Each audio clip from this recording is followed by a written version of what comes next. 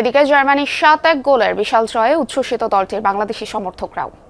রোববার যুক্তরাষ্ট্রের হিউস্টনে এই গ্রুপের এই ম্যাচ শুরুর পর জার্মানি 1 গোল দিয়ে এগিয়ে গেলে নতুন দল কুরাসাও গোল দিয়ে সমতায় ফেরে। এ সময় কিছুটা হতবাক হয়ে পড়েন জার্মান সমর্থকরা, কিন্তু শেষ পর্যন্ত কুরাসাওয়ের জালে 7 গোল দিয়ে ম্যাচ শেষ করে জার্মানি।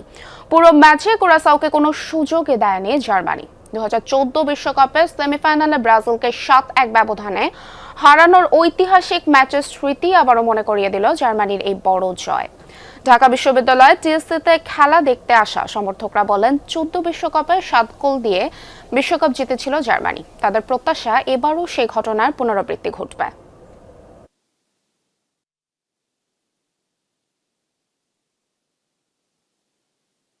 ব্রাজিলকে 7টা দিয়েছি 14 সালে, এবারও কাপ, ওই সময় কাপ নিচ্ছে, এবারও কাপ নিব।